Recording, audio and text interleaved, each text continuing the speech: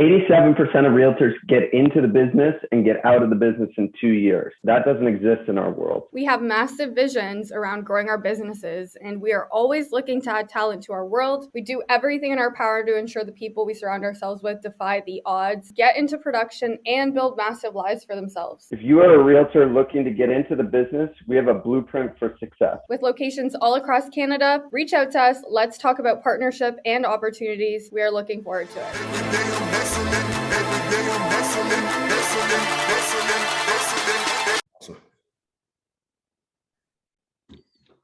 Hey guys, welcome to episode 49 of the Sales Beast podcast. We're super excited to be here today with none other than Henry Dang of Knighton Real Estate Advisors. He's someone I watch. I wouldn't call you competition, but you're kind of competition. I always keep my eye on you. Hasn't been in the business long, but has certainly made a massive impact. So Henry, thanks so much for being with us today, man. I appreciate it. Yeah, no, I appreciate it, guys. Like I was saying earlier, it's I follow both what you're both doing too, right? You guys are just absolutely rocking it, so it's always nice to be in a room with people that I can grow with and have a good conversation with. So thanks so much for having me, guys. Yeah, for sure. So you're Henry, at this point, you're lead listing agent with Chris. Is that what's going on? I'm a listing specialist, yes, on the team. I would more so like to say that, I'm one of the top listing specialists in the area for sure. Definitely. Nice. 100%. So been in business for a couple of years at this point. I know last year you absolutely crushed it. How many transactions did you do last year? I did 45 last year. Yeah. 45 and primarily listings? Yeah, primarily listings. Yep. You got it. Nice. That's awesome, man. That's huge. And what's the goal for this year? Goal for this year is 60 listings this year. And then I want to work with 1 A+ buyer per month. Okay. Behind that goal right now, just through the market and everything that we're seeing right now. But the pipeline's there, and that's the most important thing I find, really, right?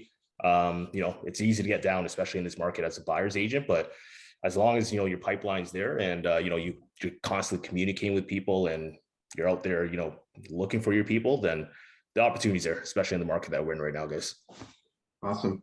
And I'm sure a lot of people listening are wondering how someone go from out of the business, no real estate experience whatsoever, to 45 transactions in a couple of years. What was that experience like, and how did you make it happen? Yeah, for sure. I mean, the first thing that I can always think of is always a team. I always bring it right back to the team, the culture that we have, the agents on this team as well. Like, guys, we have some rock stars on this team. You guys got to get Shannon Gibson on here next. You got to get Matt Gotch here next. Our whole team, it's we have some really, really great agents, and just being able to learn off of them and just having the leadership team, Chris, Justin, Shannon, and Val.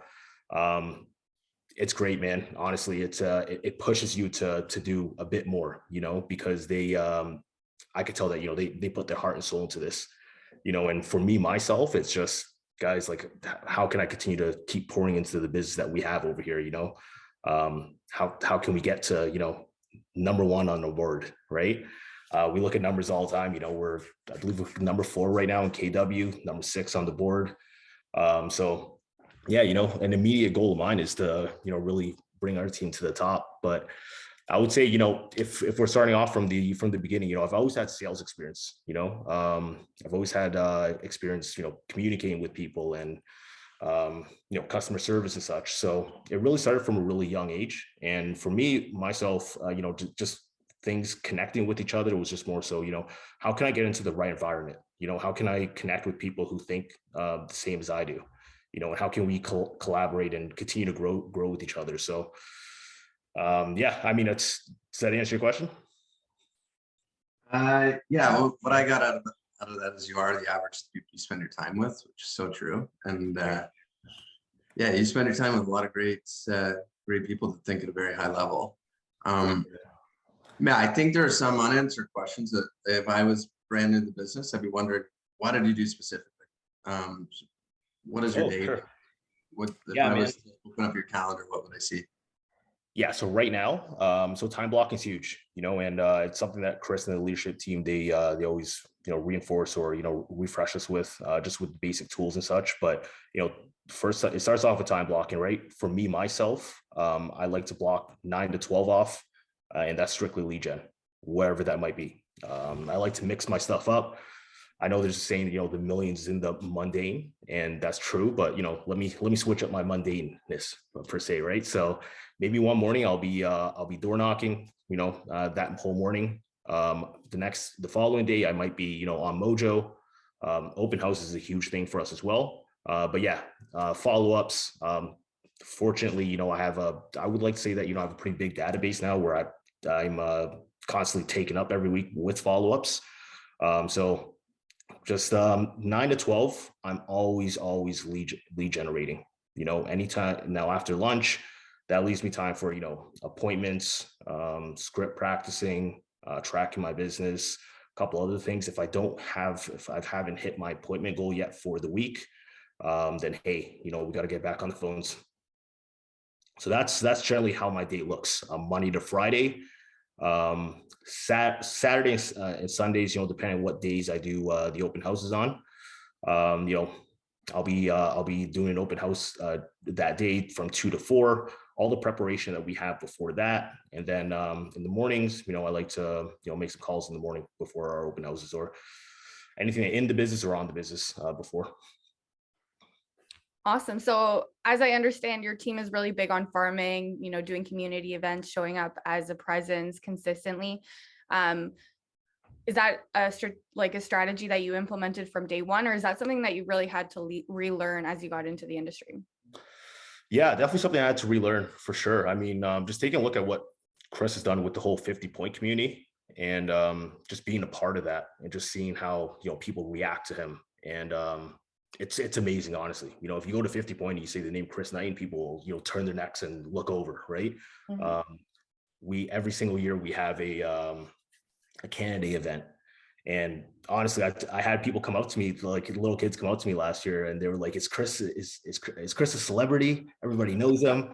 So it's super cool to see what he's done. Obviously, I've heard about farming, what farming is, but just seeing the level that Chris has taken it to is definitely inspiring, and I'm super glad and thankful to be a part of that, just to see how he runs it, and just seeing the community reaction for sure. It's awesome, because at the end of the day, it's all about giving back, right? So yeah, just being able to see what he's been able to build there and continuing to build is huge. Amazing.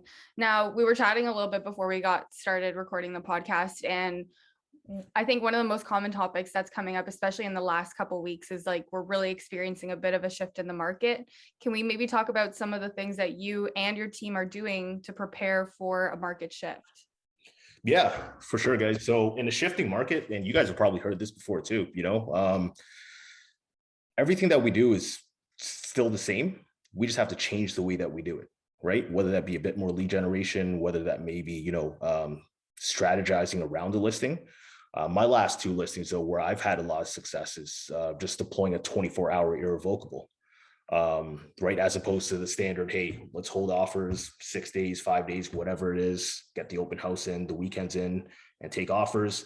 I'm also taking the approach right now of, hey, we'll put the home up, but if there is any offers that are incoming, it's going to be 24-hour irrevocable. And I really find that really just brings the best out of buyers. It's because it's something completely different than what we've seen, in the past year or so, right?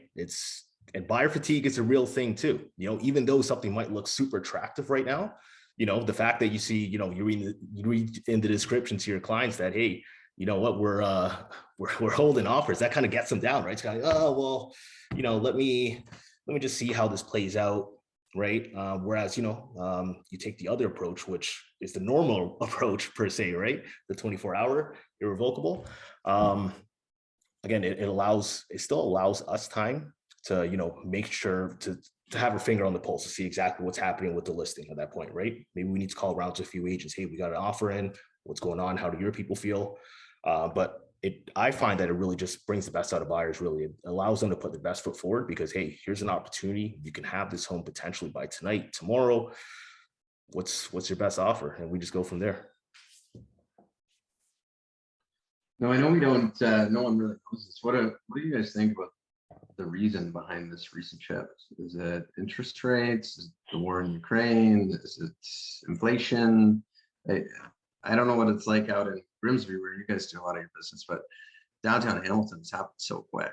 Like literally 3 weeks ago, I sold a 2,400 square foot triplex for $1.3 million. And now I see a friend of mine has a 2,400 square foot legal triplex down the street that's not selling at $850. It's ridiculous. It's crazy, right? There's no rhyme or reason under it either. I would say though, man, it's a combination of factors, really. This is something that our team we take a look at, week by week. But I would say, first thing is, obviously the spring market. So the spring market obviously brings more options for buyers, right? There's more inventory coming up. Naturally, that's just what happens. Additionally, buyer fatigue. I think that's a huge thing because the market's been so hot for as long as it's been. There's going to be a bit of fatigue, right? And I think we kind of saw this last year too, right? Around this time over here. So I'm hoping that it's a little blip, or just a little cool down for a bit. But additionally, on top of that, yeah, I mean, other factors that, that have happened this year that didn't happen last year, inflation, it's the cost of, gas and food is just crazy right now, right? And so it's kind of like, we're spending most of our money on, essential needs at this point, right? But then additionally, the uncertainty in the world right now, what's happening in Ukraine. I think people are kind of like, oh, well, what's happening? Let's take a step back.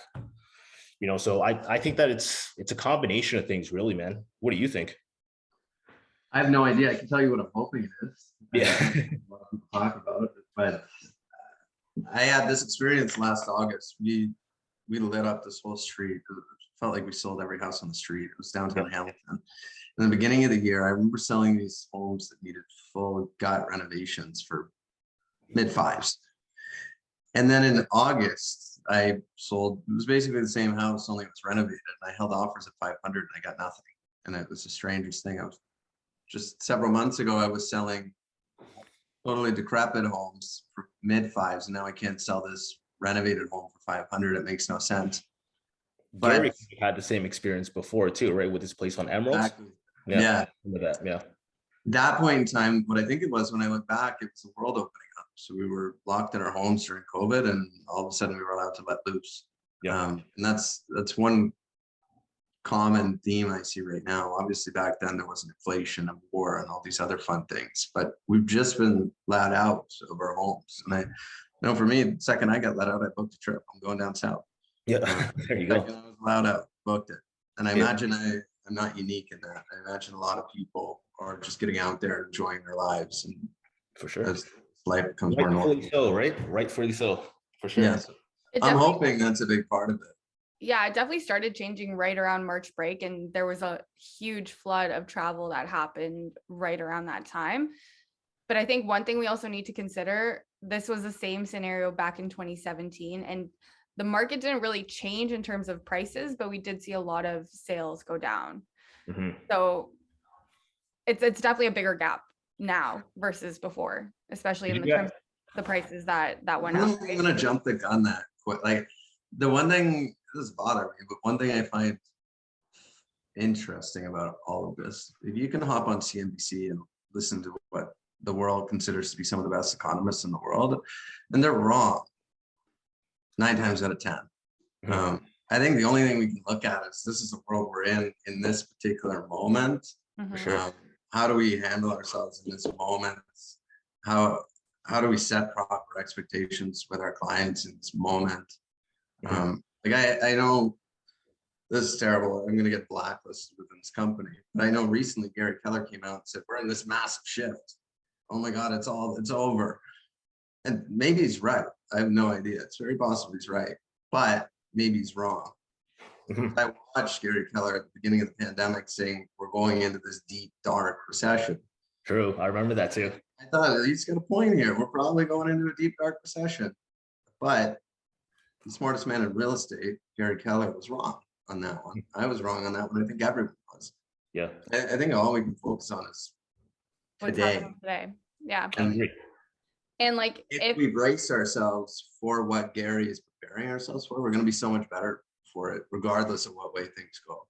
If it gets deep and dark, we take market share. If it's a blip, watch out. It's all about perception, right? It's all about Yeah. perception, man. You can wake up and you have the choice, man. You can be an optimist today, or you can just lay in your bed and just think that they're falling down, right? So I think there's positives to both sides, like you said. Let's say that it is a little crash per se, or whatever. That's an opportunity for us. There's a lot of opportunity then. Yeah. Both for investors and for the buyers that have been so fatigued for the last little bit. If there is a bit of a correction, hey, this is the perfect time to buy. And instead of being scared and running away, get a little bit greedy and create some opportunity for yourself. Mm-hmm. You can go crazy just thinking about the future. So I try not to think about that much. Yeah. Who knows what's going to happen? Exactly. So given we're in this strange market where no one really has any idea what's going on, what are you doing to set expectations with your seller clients? And I guess, how are they reacting to those expectations? Yeah, it's honestly, Mike, it's tough, man. It's especially with the seller clients where we've been speaking for the past 6 months, where things have been just going crazy, right? And then now we're just kind of in this situation where things, I don't want to say take a flip, but it wasn't like what it was 2 months ago. It wasn't like what it was 3 months ago, for sure. So, but I think that the forefront of all this is always educating our clients with what's happening weekly. Our team, what we do is we take a look at inventory stats weekly, we take a look at numbers weekly, so we kind of have our finger on the pulse. We know exactly what's going on. And everybody's talking now, there's the market's turning over, the market's changing, which I personally, I've seen this 5 weeks ago. I saw this 5 weeks ago, before March. You can already see there was a slowdown in showings, and it was just like, interesting. Is this just for this listing, or are we seeing this across the board? And what do you know? My other team members, exact same thing. So we saw it across the board, 5 weeks ago. It's just more so just educating our clients on, pure numbers and what we're actually seeing in the market. And just, again, communication is everything, man. Just continuing just to communicate with our clients and our people. I think that's the most important thing that we can really do at this point. That's such a good point. I was just going to say that's such a good point, because too, like, there's so many headlines coming out, especially recently. And if our clients aren't educated and we're not like helping them actually understand what's happening, they're going to rather listen to like a CBC article or a blog TO post versus us and our word and what we've actually experienced in the market. Yeah. And you guys follow inventory numbers as well too. Is that right? Like weekly inventory numbers, and you're seeing what's posted on the board and such. Did you guys see just this past Monday over here, there was over 3,000 active listings that came on the board in the past 7 days, and only about 1,000 sold. That's crazy. I haven't seen that for over a year, So it's just a telling time of where we're at right now. Yeah. I'm patiently waiting. Obviously we're lucky to have stats. The beauty of our business is nobody uses stats. If you use stats, you're 1 in 100 realtors. Exactly. Which gives you such a huge advantage. But one thing I'm looking forward to, because I know the general public trusts the media more than they trust me. Yeah. I'm looking forward for the media to give this some coverage, just so sellers are truly aware of what's going on, and so expectations do come down slightly. I think one thing I'm trying to communicate with my people, my clients who are looking to sell their house, is that they're still winning. Like, if you put it into perspective, you're still up massive since the beginning of the pandemic. It's not about what the other person's making or how much over asking you can get for a home, but what did you buy the home for, and what's the market value that we can command now? When you take that difference there, that's your win. Who cares if your neighbor sold 100K over ask? Maybe they were marketed, or they listed below market value by 100K, right? Yeah. It doesn't mean anything. It's you. It's about the gap that you created there and what that can do to get you to your next opportunity. I was sitting back thinking about it the other day, and it's almost like, say there was a draw, and there was a grand prize, a second prize, and third prize. So Henry, you win the grand prize. You win $1 million. Anna wins 900. I win 800. I'm still very happy. I'm winning 800 grand. Yeah. Like so many people are upset. It's like they're not getting the 25% price appreciation. They're getting the 20 instead. If you put it into perspective, you're winning in such a big way. That's what I mean. Yeah, I agree with you 100%. I would say Henry won the $1 million prize. Me not pricing my house properly, expecting to win the $1 million. It's like the draw was last week, and I'm just sitting around with my $1 million ticket, expecting to have a chance when Henry already won the money. Yeah, exactly. Price your house properly, please. Exactly. And you will win massive. Not as massive as Henry, but massive. Is that your guys' strategy too? Normally, is it market below market value, or are you right at market value then holding? Like, what's your process usually? So when I meet with sellers, I always leave it up to them. Yeah. So when I go in, I have a conversation around price and value. Value is what your house is worth. The only true way to find out what a house is worth is to list it and see what someone's willing to pay for it. Mm-hmm. Obviously, when I meet with someone, I can't do that. So we look at comps, and I let them self-discover what they feel the house is worth. And then I go over a couple pricing strategies with them and let them choose. Normally they won't choose. Normally they'll ask me what I would do. So I just look and see of the 5 listings I've showed them, what strategies were used, what homes are most similar to theirs, and which strategy had the most success. And I just R&D it, rip off, and duplicate. I love that, Mike. I do that as well. Yeah. Giving our clients options, I think is huge as well. Because again, it's not. I work for you at the end of the day. You know what I mean? This isn't about like, hey, my way or the highway. Like, I work for you. You know, I can advise you as best as I can, but at the end of the day, like, you know, you're ultimately in the driver's seat. Yeah, 100%. Like, I think all these people that we work with, they're smart enough to purchase the asset whenever they did. They're smart enough to have taken care of it. They're smart enough to have held it for as long as they did. And my assumption is that they're smart enough to make their own decisions. My job is just there to provide information, provide options, and then they choose. For sure. Yeah, I think that's where I wasn't always like that. I had no skills when I started. I was a high pressure salesperson. Right. Yeah, but it's not a fun life to live.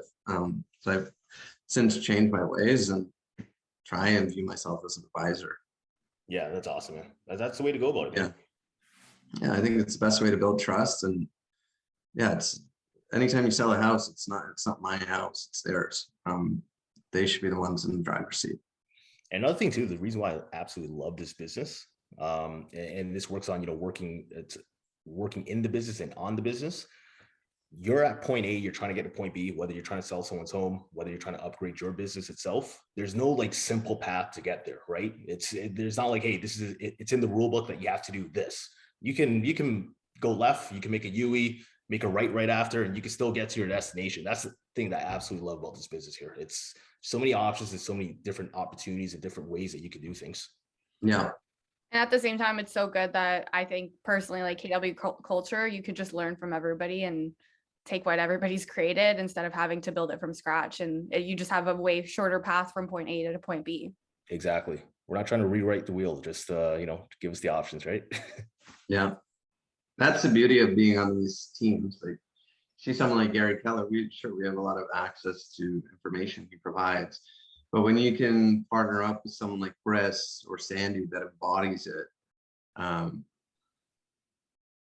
you can move so much faster. Like, what realtor sells 45 houses their second year of the business?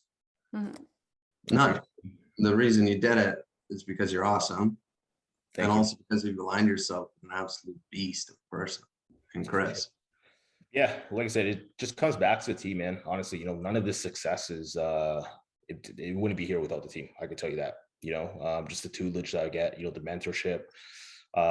It's amazing. It's a very, very fun environment to be in. Like, I look forward to come to the office, to make calls in the office, because I have Shannon next door and I can hear what she's saying. I got Chris next door to me too. I know exactly what he's saying. And it's just a fun environment overall. It's super, super cool. Everybody's just super caring there. Everybody wants the absolute best for you. And that's the reason why, I want to bring us to the top. Yeah. I want to talk to you about something. I don't even know if you know this, but we coach with the same person. Sometimes she's got a bit of a big mouth. So I heard an interesting story about you. You have a pretty strong why that gets you going every day. And I know family is very important to you. Yep. Marianne was telling me the story about a goal you had at some point in the past couple of years to buy a family member a house. Yep. Yeah, my parents. Yeah, they're my absolute everything, man. You know, they're the reason why I do what I do. Because you know, I know where we come from. You know, I grew up in Central Hamilton my whole life. You know, I grew up in a 2-bedroom apartment with my sister on Queen and Oxford.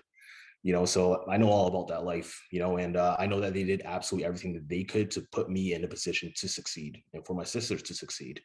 You know, and for me myself, man, loyalty is a huge thing. You know, and family's family. You know, you can get into fights with them, arguments with them, but end of the day, like they're always going to be there for you. You know, so they're a big part of my why. And you know, they're just getting to that age. You know, I don't know about you guys, you know, but it's eventually when our parents get to that age, it's kind of like, you know, or you see that they're getting to that age, it's kind of like, I got to man up. You know, I gotta step up to the plate. You know, I gotta take care of them. You know, so that was one of my goals for sure. You know, was to help them buy a home, and I did that the beginning of last year. And you know, my next goal by the end of this year is, you know, I'm gonna pay off all their bills, make sure that hey, they have a bill-free household, and after that, it's gonna be, you know, just fully retiring them. You know, you don't got to go to work no more. You know, so that's steps at a time, but those are the goals for sure. I've heard so many people have that goal, but so few people actually take it seriously and do it and Yeah, it's show tough. up every day to make it happen. You're probably the only one I know that has that goal that actually pulled it off. So kudos to you. I appreciate it, man. Yeah. It means a lot of time for you, brother. I appreciate it, man. Thank you. Big congratulations. That's such an amazing goal that you've helped them accomplish, and for yourself as well. Not even like this is your third year in real estate, going into your third year, essentially. Yep. What are some of the habits that you've implemented to make you successful where you're at today? Like both maybe from what you learned from books, whatever you choose to like educate yourself on, as well as like what your team has taught you. Yeah, I think that you know, for me, you know, having a positive mindset is always something that, you know, it's always been instilled in me. You know, just as a kid, you know, I always choose to be, you know, to be on the positive side as opposed to, oh well, you know, it's raining out today, or it's crappy out today, da da da, or this isn't going my way, that's not going my way. I try to just focus on the positive. You know, and I think that's always been me. You know, in regards to books, the one that really caught me was Relentless. I don't know if you guys watch sports at all, but you know, I'm a huge Kobe Bryant fan, rest in peace. But the book was pretty much about you know, his trainer, how he trained both Kobe and Michael Jordan, and just, you know, the work ethic that they had and everything that they did behind the scenes to be successful. That really stuck with me, you know, because in this business, it's kind of like, you know, everybody always sees the glitz and glam and, oh, sold this, sold that, you know, but they don't see the you know, behind the scenes when you get hung up on at Mojo, when you're doing Mojo, being told to F off, or you know, you're knocking on doors and, you know, door gets slammed in your face, or a dog starts chasing you, anything like that, right? So I always bring it back to that, and just having admiration for that kind of work ethic, man. It's super, super cool. But between that, I mean, again, man, I bring it back to the team. You know, I'm there in the office, and leaders lead by example. You know, Chris is on the phones with me. You know, all of our leaders are on the phones. They're leading by example. You know, and that really pushes me. You know, because they're doing it too. And I'm sure like on your guys' team, it's the same thing too, right? You know, like at a point, you know, you saw Sandy, you know, he was doing his thing. And now Mike, you know, you've taken that role yourself, and I'm sure you're in there, you know, same thing too, right? 9 and 12, boom, you're there making your calls. And the same thing with you, right? So leaders lead, that's what it is, you know, and I think that really sticks with me. That's awesome. Love the book. You're definitely a cleaner. Yeah, thanks. I'm a cleaner, yeah. Appreciate that. Yeah, I wanted to talk to you a little bit. I know we touched on the team a lot, and a big part of that team is the man leading it, Chris. I was fortunate enough to meet him probably my first week in the business. I was working for Kate, Sandy's wife, and she said, go meet this guy, Chris, and talk to him.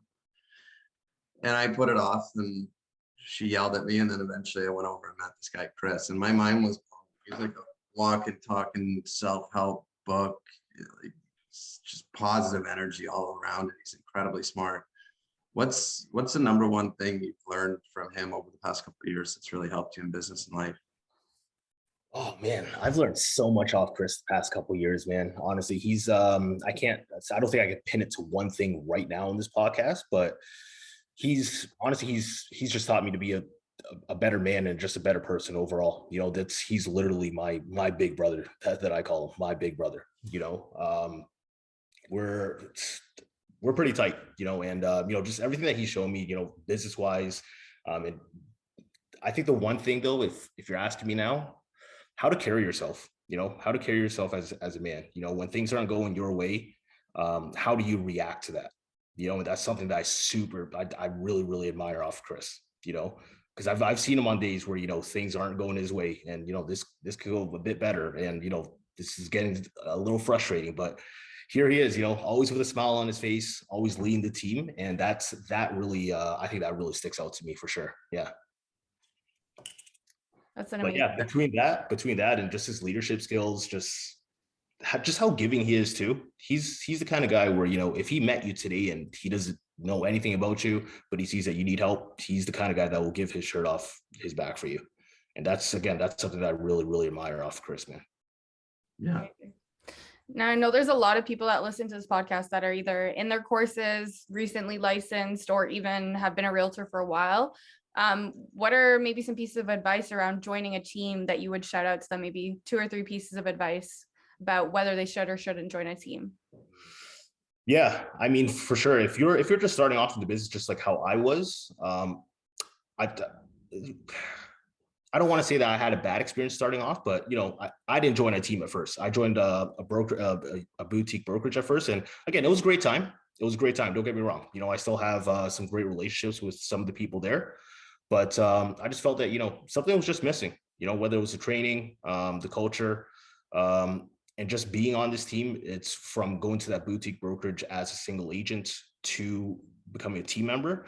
It's been night and day, man. And the thing with me too, I'm a guy of no ego. I don't care if my name's on the sign. I don't care if my name's on whatever. It's not about me. End of the day, for me, it's always about client care first. How can we service our clients to the best of our ability and let everything else fall in place? If I do a good job, I know my name will get out. So for me personally, it was just I would say put your ego to the side, and continue to learn. Just be a sponge and just continue to learn. I think that's the biggest thing, really.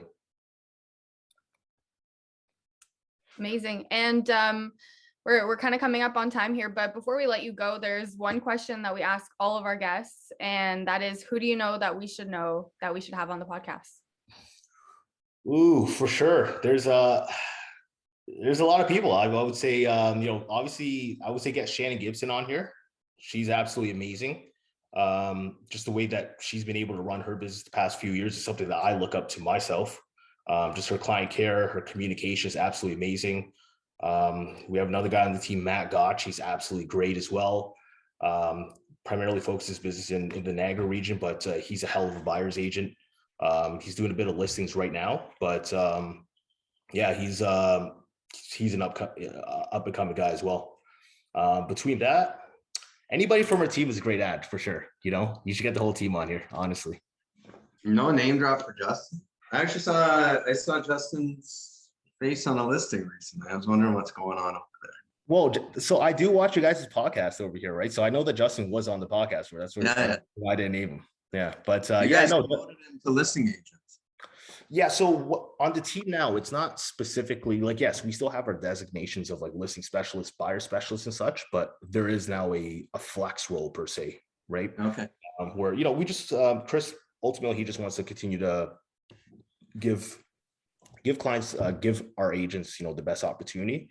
But additionally too, just doing what's right for the client, if I have great rapport with, a client that I'm working with that needs to buy, that's totally fine. And sometimes we run into those situations, right, where it's not always black and white, where it has to be a listing agent, buyer specialist, right? So that flex role has now been made. And yeah, I mean, there's other agents on the team that are doing listings as well, for sure. Nice. You got to teach them how it's done. Exactly. That's what I told Matt Gotch. He has a listing in Cambridge right now that's doesn't have any showings in. I think he went live 2 days ago. So I just told him, man, you got to pass it on to a real listing agent like me. There you go. That's a great way to finish out the podcast. For Henry, sure. Yeah, thanks so much. It was great to learn more about you, and I appreciate you spending your time with us. Before I go, guys, you guys got to put in a good word to Cody Smith for me. I'm trying to get on his chicken wing show next, right? So Let's do Hot it. market talks. Let's make Yeah. that Get happen. on the chicken wings show. You got to get me back on. I love the wings. Honestly, I absolutely love hot sauces too. Like I go to like hot sauce conventions to like collect like hot sauces. So I'd love to be on that. Nice. I'll text him right now. Sounds good, man. Thanks so much, I Henry. appreciate it, guys. Thanks so much for having me on. Every day I'm hustling, every day I'm hustling, every day I'm hustling, every day